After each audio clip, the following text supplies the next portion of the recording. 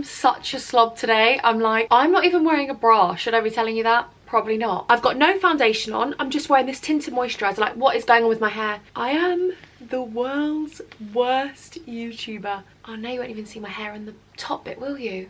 Because it's too high. I apologise if you came here and you thought I was a professional YouTuber, because I'm definitely not. Hello honeys, and welcome back to my YouTube channel. If you're just joining me now, then hi, this is my name. What? Let's do that again. My name's Imogen, and if you're new here, then please subscribe, join my family of Huns. I'd be so grateful. I can't explain to you how grateful I am for you. Honestly, every single minute of the day, I'm like, I count my lucky stars, which is all of you, that anyone even watches me. Because when I'm editing myself back, I'm like, I hate you. Basically, if you're new, definitely hit that subscribe, join my family, give this video a massive thumbs up, and let's get in with the video. Storytime Sunday. This is the last story time of this series. Bum, bum, chad. I'm sure all of you are really happy because this series has probably been a bit boring, has it? Don't know. So this Storytime series has been all about my previous jobs. I have done about 12. Yes. Sorry about the long story times. I could do even more as well on the jobs, but I've tried to keep it to a minimum because I know that it's a bit boring. Storytime Sunday will resume in a couple of weeks, and we will be doing another topic, and I can't wait to know which topic you want to know about. Do you want to know about my time in hospital? Is that what you'd like to know about? I don't know. Do you want to know about my audition story times? Anyway, let your baby princess know. I'm not a princess right now because I look like a mess. Actually, I don't care. You're my best friends. I'm filming with my best friends. Also, just quickly before we start, I have a podcast which has just launched. It's so exciting. We have the third episode which is live right now, so I'll leave the link in the description. You can watch it on YouTube, you can listen to it on Spotify and Apple Podcasts. So we have Mark Ferris on today, and it's so exciting, and we talk all about social media. We also had Soph Does Nails about anxiety, and we also had me just talking about confidence. So I'll leave it all listed down below. That was a bit of a difficult one, wasn't it? A bit long. God, Imogen, you don't stop talking. This leads me on. I am actually currently, right now, at this point in time of the story time, working in a club in Mayfair. I actually loved working in that club. It was so super easy. However, like I said in my last story time, there was a lot of things I witnessed which kind of took my naivety a little bit, but I've got it back now. I like having my naive brain that everyone lives in a Disneyland world and no one's horrible. It's better living in this brain than I was when I was in London. When I was actually working at the club, I also got another Facebook message from someone offering me a job at Hollister as a manager. They basically said they knew I worked at 4 different Hollisters, and they said, did I want to go for a managerial role? And I was like, well, I need extra money. I really wanted to start YouTube at this point, and I'd already bought my camera, but I bought a camera a year before I even started YouTube, and I was like, I can't do it, you know, blah, blah. But I was like, I need extra money. So I was like, anything I can do, do it. So I went for the interview with the manager, and it was quite an easy interview. It was very much about just how I would manage a team and how I wanted to progress within the company. And if I'm honest, it's exactly the same as my nationwide story. I didn't really want to progress within the company. It was more of a stepping stone for me to earn more money to live in London and eventually, hopefully one day, have this career on the side, but one day take YouTube and try and do it. And that was always my dream. Like, in the back of my head, everything I was doing, I was like, come on, Adrian, like, you can do YouTube one day, you can do YouTube one day, just save enough money to live in London. And yeah, so working 2 jobs a minimum was just my standard. So I began working. I thought that was someone at the door, but it wasn't. It's just one of my coats. I've got so many, it's a joke. Like, I'm obsessed with coats. So I was really lucky enough to get the manager position at the wonderful Hollister in Westfield.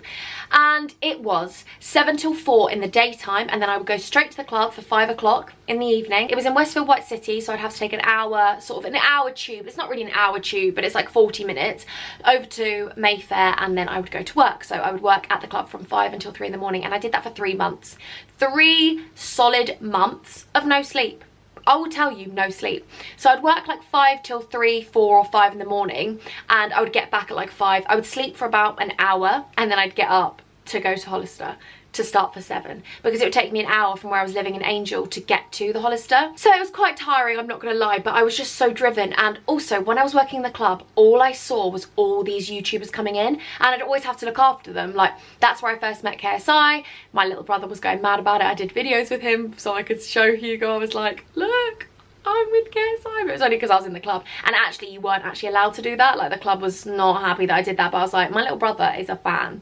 That's where I met Rota Shaw, Hugo's other favourite YouTuber. That's where I met Emily Canham, and that's how I made friends with her. That's how I met a lot of YouTubers, Lucy and Lydia, because they always used to come as like VIP guests, and I would be the person that would walk them down to their table. So I always saw this like other side of it, and I was like, oh, like they're all such close friends, you know? And I was like, I want to be like that, and I want to do YouTube. So when I was working as a manager, it was I didn't like it at all. I didn't like it at all because it wasn't what I wanted to do. And you know when you're just not happy in a job, but I didn't care because it was the money, but I was so tired. Like, honestly, 5 nights a week I would work at the club. I'd work at the store for 6 days a week, and it was just, I had no sleep. I don't know how I did it. I probably lasted an hour of sleep a night max, because by the time you get into bed you're not really tired because you've been in the club, and then you know you've got to get up so early in the morning, you just can't sleep.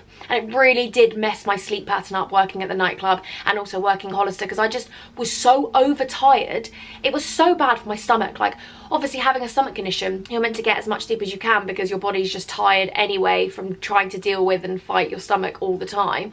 And it was just, I was so just, I don't know, I was in a really bad place. I was in a really bad place. I wasn't happy, I don't think, in myself. I just felt really like lethargic all the time and sluggish and all these things. But do you know what? I don't regret an inch of it, because if you want something bad enough, you have to work for it. And I wanted to do YouTube so much that I was determined to save up as much money as I can. So if I couldn't have 2 jobs and I was only working at one of them, I had enough to float to be able to do YouTube, edit videos, and try and, you know, do it. I had this like dream in my head that I genuinely thought I could do it. It was so strange, but I do genuinely believe if you tell yourself you can do something, you really can. Like, you have to have that mentality of like, do you know what? No one's gonna get in between me and my goal. I'm gonna do it, you know? I will tell you a little funny story about when I was working at Hollister, because basically there was like 4 MITs, which are manager in trainings, and they just become managers, and I was the only MIT there. I made a lot of friends actually, to be fair, but apparently I wasn't very great at being a manager, because I'd walk around to all like the associates, the people that work there. There was this one boy, and never forget it, he was like, I don't want to do this job. And I was like, don't do it then. If you're not happy, don't do it. Like, I'm meant to be a manager and I'm telling everyone, don't worry about working here, like, go and find your dream. He wanted to do acting, and I was like, chase your dream. I was like, if you really need the money. He was like, I don't really need the money, like, I'm only young, I'm still going to college. And I was like, listen, hun, leave, go and chill out. You don't need to work if you don't want to. If you want to just focus on your studies, focus on your acting career, then if you're not happy here, don't work somewhere. I mean, I know it's difficult because some people do actually need the money, and you know, that's where I was needing money but didn't want to do the job. And sometimes, unfortunately, you just have to do it, because life is about, you know, an uphill struggle, and you just have to keep going. And sometimes you feel like you're not going to get there, but you will. And I just feel like I was meant to work at Hollister as a manager, and I was also meant to work at the club, because I just feel like that makes me appreciate YouTube so much more, because I'm like, I'm gonna get emotional. I'm so annoying. What? How are you getting emotional about this? Right, okay, sometimes, you know, when it just comes over you like a rush of emotion, you just want to cry. But I just feel like, working those jobs and all the other jobs I've done makes me appreciate YouTube so much, because I feel so lucky to do this as a job. Because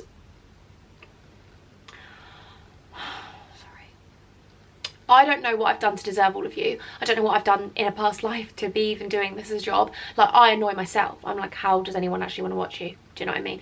But I'm so grateful for all of you for just even watching me and making this possible. But yeah, we'll get into the YouTube situation at the end. There was this one funny story about when I was working at Hollister. There was this girl there, right? And she was a manager.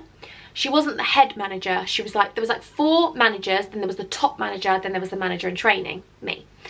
Anyway, it was all girls except one boy, and it turned out that the boy, oh my goodness, I completely forgot this. It turns out that the boy had been stealing and sleeping in Hollister overnight. You couldn't believe it, could you? So he was sleeping in the stockroom, which is completely against all of the laws, because you could just steal anything. He was wearing all the clothes to sleep in, and he was sleeping amongst the clothes. Like, he'd do all-nighters, then come to work and sleep there, like in between the bays. Awful, awful. But anyway, he got caught. I think he got fired, but I left before then. Couldn't imagine it, could you, a manager? Anyway, but this one girl, she really, really, really was so sly. She'd tell me, like, hate this job, and we'd sit there and I'd be really honest, and I'd be like, I don't want to do this job and whatever. I'm really upfront, so I would tell my manager this, like, when we'd sit down for like appraisal appraisals and you'd sit down to know like where your career's going, I'd be like, if I'm honest, this isn't my dream job. And I'd be completely honest if I wasn't happy about something, because I'm not a liar. Like, I would sit there and be completely upfront about the job, and if I felt like people were being sly, I'd say it. But this girl would like try and get information out of me, then run to the manager and be like, she doesn't want to work here, she's not happy. And I'd be like, wow. So she'd slag off the job and be like, I hate it here, it's rubbish. And I'd be like, really? You hate it that much? Like, why are you working here? But really, she loved it. Like, she actually loved it. She just wanted to make everyone else, she used to be like, you should just leave. Anyone that was a bit of competition to her management spot, she wanted them to leave. Like, she was so sneaky and so sly. I look back now and I'm like, I told her about herself. I was like, if you don't like this job, don't work here, but don't be sly. I was like, you're sneaky and you're sly because you've been saying things to the manager about me, and I just don't appreciate that. Like, don't pretend you like me. If you don't like me, fair enough. But I hate this whole, like, you're pretending to like me, because that bugs me even more. But then I don't like confrontational people that just go out of their way to try and make your life a living hell because they don't like you, and they'll spread things about you, and it's like, really? Like, if you don't like me, that's fair enough. I don't need everyone to like me, because I know I'm like Marmite. You either like me or you don't like me. Maybe I'm too much, I'm too loud, I'm too annoying, I'm too emotional, I'm too loving, whatever. I don't like it when people don't like you and then they try and make everyone else not like you, and it's like, why can't you just have your own opinion on me but not try and force your opinion on other people? I just think that, personally, is gang culture, and I really don't like it. I would never force someone to not like someone else just because I don't. And do you know what really bugs me as well? Sorry, I'm going off on a tangent, but it does really bug me when people don't like you and they'll go and tell other people false information just so the other people don't like you. And it's like them justifying in their own head, like, she's not very nice, but actually, is she nice? She probably is, but you have just made up in your head that she's not nice, so you're going to try and make everyone else hate her. And that, my friends, is the tea angels. Anyway, so I was still auditioning at this point for adverts and any kind of audition I could do because I needed extra money. Living in London was so expensive. I know I had the job at the club and I also had this job, but you have to wait another month before the money comes in. And I was like, do you know what? I'm still going to audition and still try and get myself out there, because it's good to put yourself out there and be in front of the camera. And also, adverts are really good money, and if you can get one advert, it's, you know, savings towards your future. And that's one thing I am really driven by, savings for my future. I don't work hard to get materialistic things. I couldn't care less about designers or anything like that, and if other people do, then that's fine, but it's just not me. All I care about is saving for a house, for me, my partner, my kids when I'm older. That's all I care about. That's all me and my fiance want. Like, we literally just want a house together, because renting is like, you spend so much money and you don't actually get to keep anything, and you can't really do much to it, and it's just nice to have something. I mean, I don't know what it's like, but I just want some stability. I would love to have my own house. So I've always been driven by that. I've always been driven by like stability and wanting a future. So then it actually got to the point where I got a job while I was at Hollister, and I booked this advert and I had to fly to Lisbon to shoot it. Telling my manager that was awful. But guess what? Imogen is so dumb that I actually went into the toilet right next to the staff room, and my agent called me, and my agent was like, Imogen, you've booked the job. And I was like, what? I booked the job? Oh my God. I then start calling my mum, my dad, my brother. I'm calling everyone, you know, the world and his wife, to let them know. My manager's outside the door of the toilet. Like, everyone could hear. My manager like, do you want to speak to me about something? I was like, yes, I do. In fact, I really do. So I had to go and speak to her about it, and I was like, she was like, why are you still auditioning? Like, you don't see your future here. You don't see your career. Like, why am I putting money into you? Like, teaching you how to be a manager? And I was like, oh, no. So then I was like, please, can I get the time off? Because I really need the money, and it's only 2 days that I'll be shooting, so can I get 3 days off? Well. I had to speak to the head manager from London. I had to speak to the head manager. She was from, I feel like she was from Scotland or Ireland. She was very sweet. Anyway, she came over and was like, yeah, we don't want to stop you from these opportunities, but you'll need to do like a back to work form and all these things. And I was like, and everyone hated me. They were like, why is she going off and filming? Like, all the other managers were like, how has she got the time off? And I was like, oh God. Anyway, so then it got to the point where it was like my 3-month, you know, trial process was up, and they were like, we really see you like taking over a store one day, blah blah. And I was like, Huns, I love you, thanks for being angels, but I'm out. Like, I'm ready to pursue my job and pursue my career of wanting to do YouTube, and working and only getting an hour's sleep, I was never going to be able to do that. So I picked up an extra shift at the club, went on 6 nights a week working there, and Sundays was my only day to film. edit and try and upload. Sundays was the day. So I used to get in trouble at the club because I'd be there and like all of the YouTubers would come in and see me just editing on my laptop on the door. Like I'd do it at like 2 o'clock in the morning when everyone was leaving, and my manager would be like, Imogen, I could see you on CCTV editing, and I'd be like, sorry. But I was just so driven by it. I was like, I want to do YouTube so badly that I was not going to stop. Like honestly, it just, I look back now and I'm like, you had no sleep. I don't know how I was going, hello honeys, like being so like that with no sleep, but I just love it. And I loved it then and I love it now.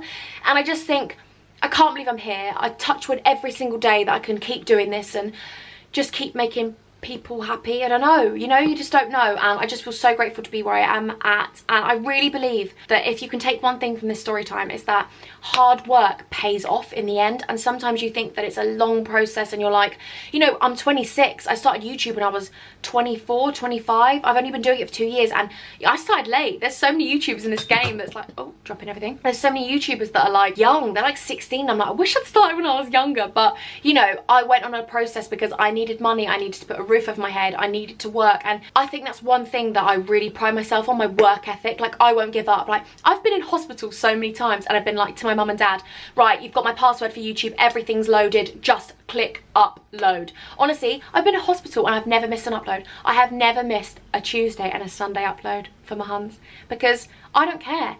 If I say I want to do something, I'm going to do it even if I'm ill. I push myself. I just want you to all know that it's because I appreciate it. I appreciate every single second of it, and I feel like, I don't know why, I feel like I don't deserve it, but I just feel so lucky. And I'm never going to give up. I'm always going to keep trying. And, you know, that's why I started the podcast, because I thought this is another journey and maybe people will like it. And you never know. You don't know. There are always risks, but life is about taking risks. Life is about working hard. And honestly, if there's something you're working towards, just know you will do it. If you want it and you put your mind to it, you can do it. Anything you want in your life is achievable. Honestly, you have your life in the palm of your hands. Go and grab it. Go and do something with it. Like, if you can take anything from this video, that it's some inspiration to go out and get what you want. I'm not inspiring in the slightest, but I just want you to all know that I have so much faith in you all. Like, please just know your life is on a course and you will work hard to get something you want, because nothing good comes easy and you'll get it. Okay, well, I love you all so much. I really hope you enjoyed this storytime series. Thank you so much for watching. Let me know what storytime series you want me to do next, but I will still be uploading on the Tuesdays and the Sundays, so definitely get involved with those. I really can't wait to create content with you. On Tuesday I have a testing makeup video, and it's a cheap, affordable testing video.